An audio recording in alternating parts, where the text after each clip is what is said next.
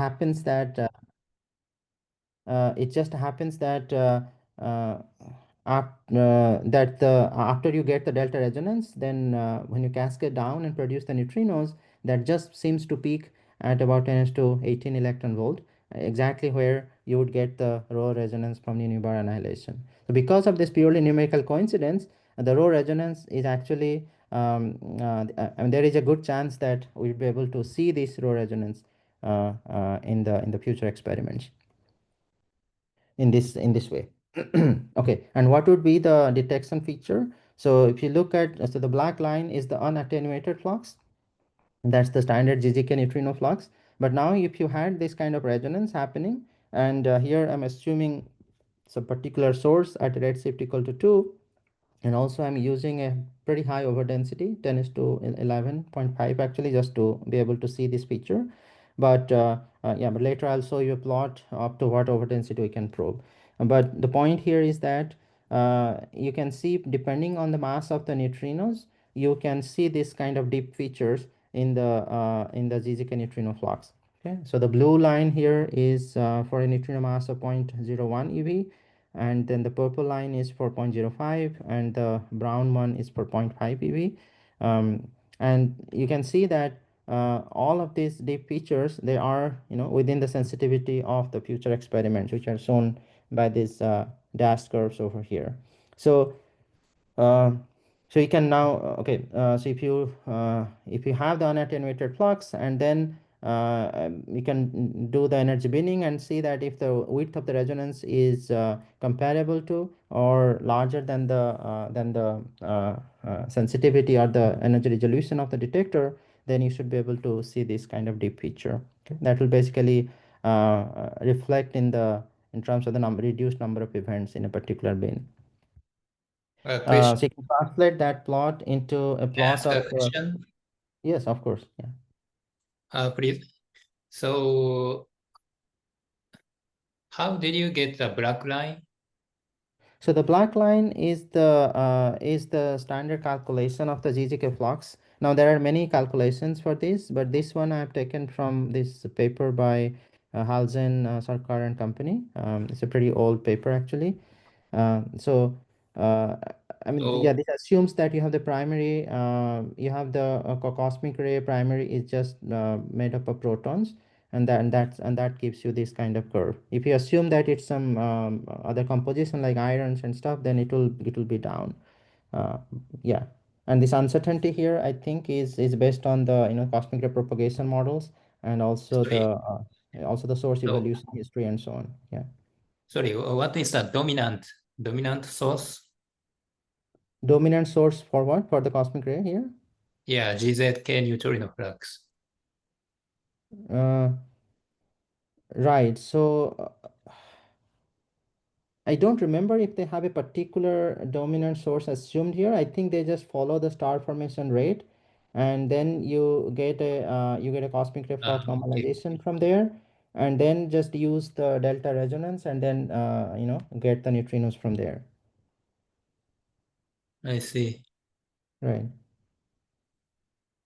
I think the major uncertainty here is the cosmic ray source distribution. Mhm. Right. And your point is that you did some low resonance, Correct. so this flux is reduced at around the peak. That's your Correct, exactly. So point. depending on the mass of the neutrino, you would get a resonant absorption at particular energy, and that is deflected in this flux, right? So in some particular energy bin, you would get a reduced number of events, but then in other bins you would get the unattenuated events. So yeah, so the black line is kind of the baseline, and then this for the unattenuated, and then as you have this resonance, you would get that attenuated events in some particular bins. It's a localized effect, localized in the energy. Okay, thank you. Right. Mhm. All right. Yeah. So you can translate that plot into a plot for the sensitivity on the overdensity itself. So this is the plot of the mass of the lightest neutrino versus the overdensity. And the purple line here is the current bound from Catherine. And that is, that's the local overdensity, because Catherine is located on the Earth. So we are measuring the local overdensity, and the bound is 10^11. But now, in this, if you do this resonant scattering, then the bounds that we get are shown by these red curves here.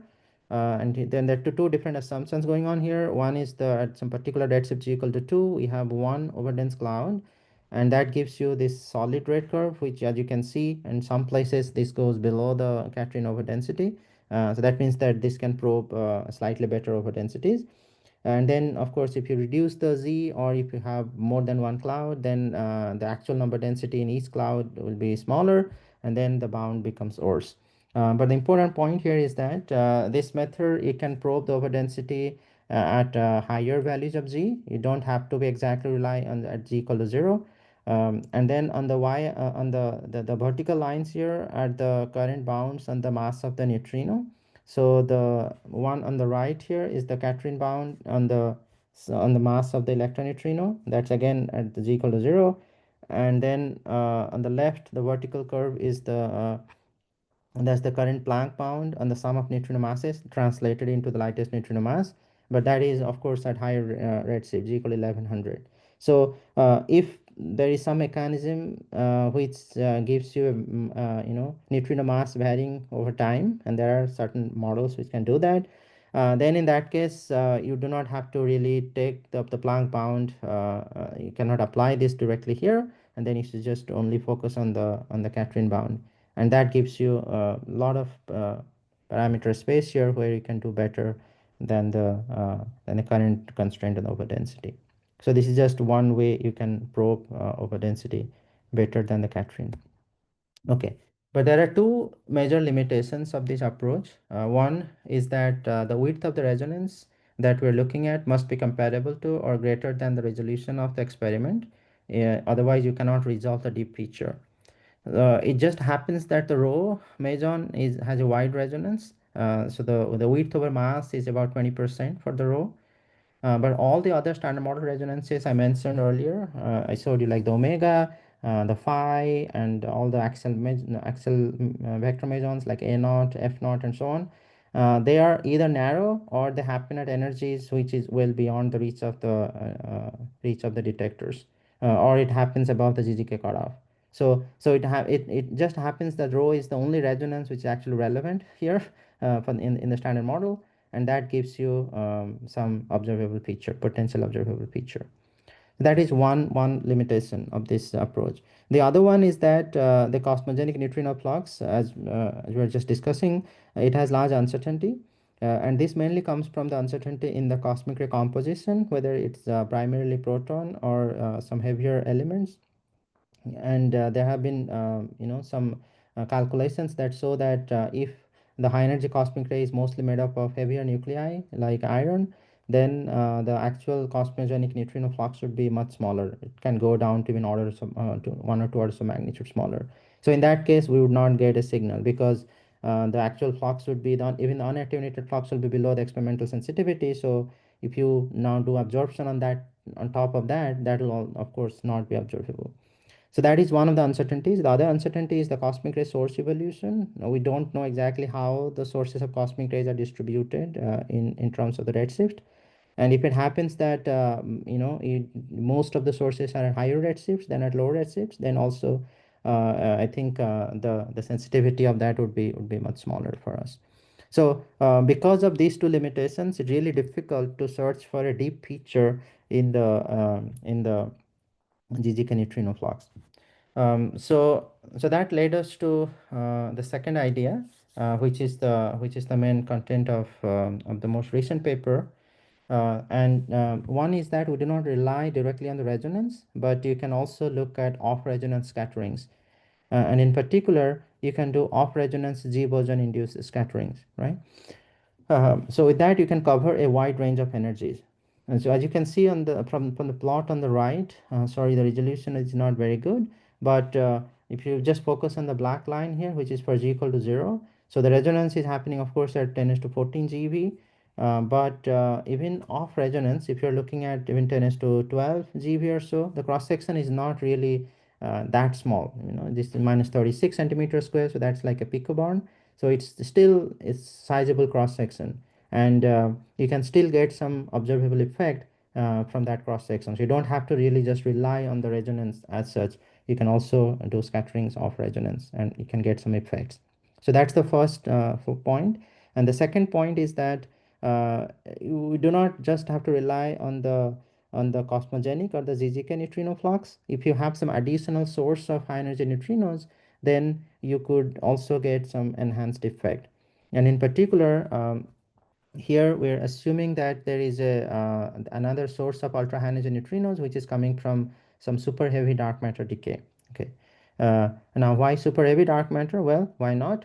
uh, so of course we do not know what is the mass of the dark matter, what is the interaction, and so on. And since especially the WIMP paradigm is now kind of getting more and more constrained, there is there is motivation to look into beyond the WIMP scenario. And in particular, if the dark matter is very heavy, then you cannot have annihilating dark matter giving the right relic density, just because the number density will be so small for very heavy dark matter. So you would look for decaying dark matter. Okay. And that's a perfectly viable scenario, and the dark matter mass can be as large as you want here. So here on the left side plot, we have shown the spectra for three different masses of dark matter: 10 is to 9, 12, and 15 GeV. So of course this will have a peak at the kinematic threshold, which is just the mass of dark matter divided by 2. If dark matter goes to nu bar, and then there will be a long tail, and that's just coming from the secondary neutrinos. Okay. So so you can take this flux of the neutrinos on top of the cosmogenic and astrophysical flux, and then ask the question, how would that get attenuated once you have this the scatterings induced by the Z boson. Okay, and you can take the dark matter distributions in the universe. So there will be two components. One is the galactic component, one is the extragalactic component. So again, since we'll be using the overdensity, so for the extragalactic component, they will go through a larger distance through the overdensity, so that will have a larger attenuation. Whereas for the galactic component, because the distance to galactic center is just only few kiloparsec, so we do not get that much attenuation for the propagation of the neutrinos coming from the galactic dark matter. So here we'll be just focusing on the extragalactic component, and the flux of the neutrinos coming from extragalactic dark matter is just given by this formula over here. Okay. But one thing we have to keep in mind is that depending on the mass of the dark matter that's assumed, there are strong bounds on the lifetime of the dark matter. You cannot just take arbitrarily small lifetime. So first of all, the lifetime has to be longer than the age of the universe, because otherwise it won't be a stable, cosmologically stable dark matter. But there are constraints, many orders of magnitude stronger than just the lifetime of the universe, coming from observations of gamma rays, observations of neutrinos, and proton and antiprotons, and so on. This is just a compilation of all those constraints. And the bottom line is that the current bounds, if you take the gamma ray constraint, then the current bounds on the lifetime would be, varying between 10 is to 29 and 30 seconds. This is just for comparison, the age of the universe is 4 times 10 to 17 seconds. So this is many orders of magnitude stronger than the age of the universe constraint. And then if you take the neutrino channel, then the constraint is weaker. That's the green line over here. It's about 10 to 29, or few times 28, and so, roughly. And then if you take the antiproton, then the bound is even weaker. So even if you assume that the dark matter primarily decays to neutrino bar, you can still have these gamma ray constraints, because the neutrinos at such high energies, they would do the electroic bremsstrahlung, and then you would get the photons from the secondaries. So no matter which channel you're looking at, you would have these kind of constraints. However, for the gamma ray constraints, depending on where, if you're looking at, if you have some strong magnetic field effect or something, then you can have gamma rays lose energy. So maybe the constraint would be slightly relaxed in those cases. So at the moment, we are just going to be agnostic about these astrophysical uncertainty effects and just assume that if you have the gamma ray constraint satisfied, then what would be the limit on the attenuation, or if you do not take the gamma ray constraint and just take the neutrino constraint, then what would be the limit? So we'll consider two different scenarios in the in the next part. Okay, so this is a plot which shows the flux of the neutrino, well, E square times the flux of the neutrino as a function of the energy. And this is a bit busy plot. So the solid, yeah, again, I lost my cursor, so I can't really point anything, but the yellow part here is the one attenuated, and then the gray part is the unattenuated flux. Okay, so here I have added three different components. So the astrophysical plus cosmogenic component, and then on top of that we have a dark matter decay induced component for the neutrinos. Okay, and just the dark matter part is shown by the orange curve here, and then the green one for two different values of the lifetime, for a fixed dark matter mass of 10 to 11 GeV. uh, and then so if you have without any attenuation, then the flux is shown in solid, and then with the scatterings, then that flux is shown by the dashed one. So this flux has to be added on top of whatever we have for the astrophysical plus cosmogenic. That's the standard contribution. And then so standard plus the dark matter contribution, the total one, that is shown here by the no, sorry, we don't add them out here. So it's just the standard contribution, that's the gray, and the for the unattenuated, and the yellow is for the attenuated, and then the dark matter contribution is the solid and the dashed. Okay. All right. So if you just consider the only the dark matter induced neutrinos, then you can calculate what is the what is the sensitivity. So we take a particular detector, ice cube Gen 2. I have shown the sensitivity curves here for ice cube Gen 2. That's in red dot dashed. And you can ask the question, okay, given that sensitivity, so what level of attenuation you can detect? And you can do a chi-square for the unattenuated versus attenuated sources, and that's what you would get. So the bounds you would get if you consider the gamma ray constraint for the dark matter decay, then the lifetime has to be larger than 10 to 29 or 30 seconds, and then you would get the red curve over here. But then if you consider just the neutrino constraint for the lifetime, then the lifetime can be a bit smaller. So then you can probe an overdensity, which is even also a bit smaller. So this is shown on by the red curves. And then if you change the mass of the dark matter, then if you go to higher mass dark matter, then you can probe smaller overdensities, simply because now you can get higher energy in neutrino flux, and that way you can go to smaller overdensities, yeah, below the Catherine limit. Now the plot on the right, this shows some complementary information. So on the left we're varying the mass of the lightest neutrino, whereas on the plot on the right plot we're varying the mass of the dark matter for different values of the lightest neutrino. Again, as you can see, that for all these values of the lightest neutrino mass chosen here, you can probe an overdensity which is below the Catherine sensitivity.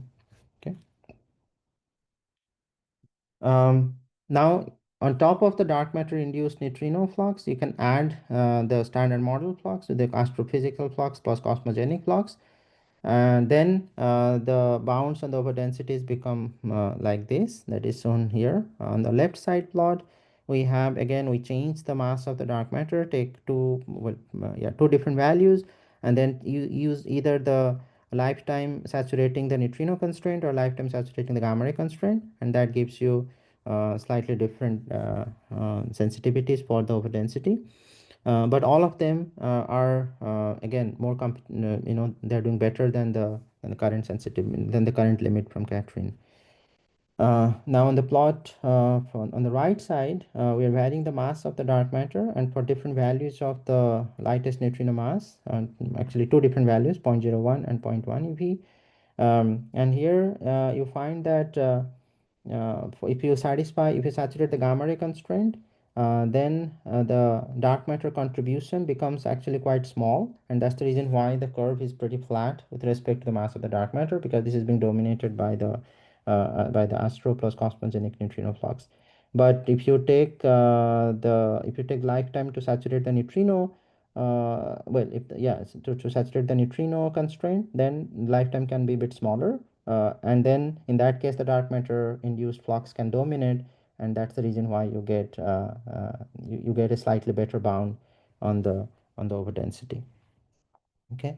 So the bottom line of this analysis is that including the dark matter induced neutrino flux for the high energy neutrinos, we could get an improved bound on the local overdensity of the CNUB. Okay. Any questions on that?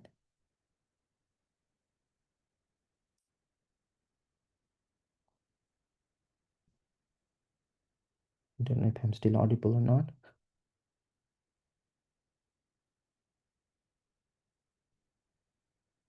Okay, so yeah, so I thought I would probably discuss a little bit more on the on other probes of CNUB, but I didn't have much time to really prepare for that part. So I'll just conclude here, and then maybe if somebody asks, is he more interested, I can discuss that just offline. So for the conclusions, so here we are looking at we're looking at some new probes of the cosmic relic neutrino background. The detection of relic neutrino is really an important unsolved problem, and there are many existing ideas, but none of the ideas seem to be really feasible because of just the very small kinetic energy of the CNUB.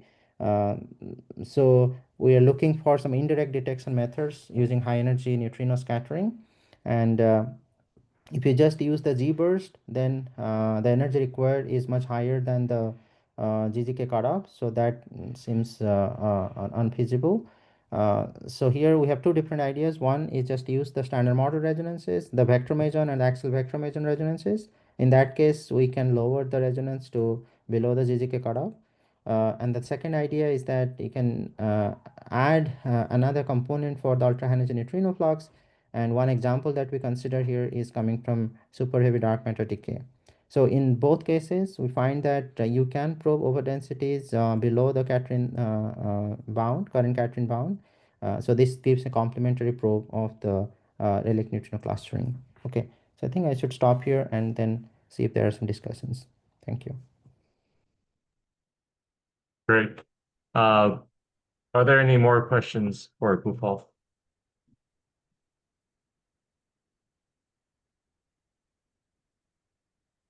Well, so I was wondering how much more sensitive. So let's say that we could detect the CNUB, right? Either through these different scatterings or whatnot.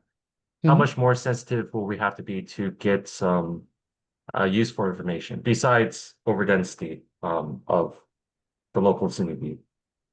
Right. Yeah. So the detection of CNUB by itself, yeah, you can ask the question, okay, what do we learn from detecting CNUB, right? Uh, Right, right.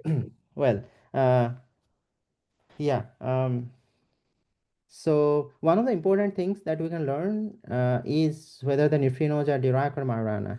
Okay, simply because if you calculate the decay, if you calculate the rates, for example, if you take the process that Ptolemy uses and you calculate what is the rate of the neutrino capture, you find that for the I think for the Majorana neutrino, it's a factor of 2 compared to the Dirac neutrino, if I'm not mistaken. Yeah, there's a ratio of 2. Yeah, And usually there's, right. sorry. I mean, usually it's just a factor two somewhere, right? Correct. Yeah, but so if you have, yeah, if you get enough statistics and you can just tell, this fact, you just measure it and then you see whether it is consistent with the expectation from a Dirac or expectation from Majorana. So that would be a clear indication of Dirac versus Majorana nature of neutrino. And that would be really big thing. But whether we can get that much statistics to distinguish within a factor of 2 or not, so then that's a different question. Depends on how many event rates we would get. Right. So okay, yeah. So of course, if you just have the standard number density, then I think you would not get that many events. But if you have some clustering and you get some higher number density, then there's a hope that we could get enough statistics, assuming the experiment really runs as they're saying, and then you could detect, yeah, you could make this distinction. So that is one of the big physics impacts in my mind, and that could happen with the CNUV detection. Yeah. So actually, how could you possibly tell the difference between local clustering effect versus just, let's say a factor of two more or less in the actual overall background? Sorry, could you repeat? I couldn't hear the first part. How do you tell the difference between the? Oh, how do you tell the difference between some local clustering increasing Uh-huh, the density near us, for instance, right. versus an actual, direct Majorana factor of two in the overall rate? Okay. Yeah, that's a good question. Um, so if you have some overdensity, then you would have different effects, not just on this on the neutrino capture, but you'd also have in the scattering, for example. So you need to see this effect in multiple experiments in order to distinguish whether this is coming just because of Dirac versus Majorana or it's coming because of the overdensity, right? Right. For instance, you'd see a signal in Ptolemy, and you'd also see a signal, let's say, in Ice Cube, Gen 2. You see the spectral features. So then you know that it has to be because of the the large overdensity. And then, for example, you can probably measure the overdensity using this, using one of the experiments, and then the other experiment can do the distinction between Dirac Majorana. So all these indirect probes I mentioned, the scattering with the high energy neutrino, they are insensitive to whether the neutrino is Dirac or Majorana, right? So that way, so there you can only probe the overdensity. But in case of the neutrino capture, you can probe the Dirac versus Majorana nature, because it's only for the neutrino that you would get you'd do the capture, and not for anti-neutrino in case of Dirac. So that gives you the factor of two, basically. Right. Right. So you need to have a combination of different experiments in order to know that there is an overdensity, and then one of the experiments can do the distinction between Dirac Majorana. Yeah. That makes sense. So all the different types of detection, if we can get more than one to work, let's say, tell us slightly different information, which we can compare. Exactly. Um, how much more difficult is it to get something like, I'm assuming that if we have perfect information about the C nu B, this would tell us about the power spectrum at very small scales, right? Correct. But that would also probably require some very good angular resolution and whatnot.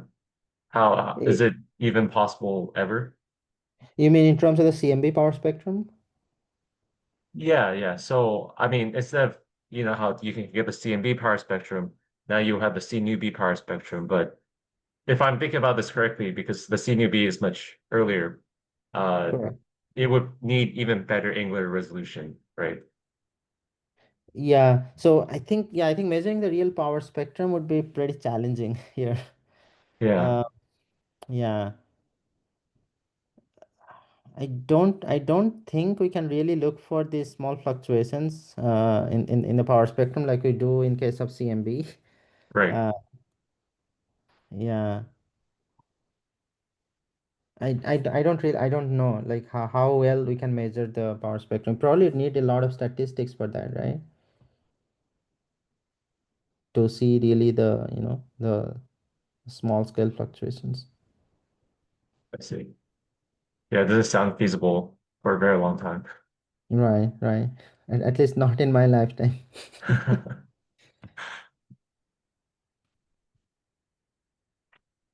All right. Are there any more questions?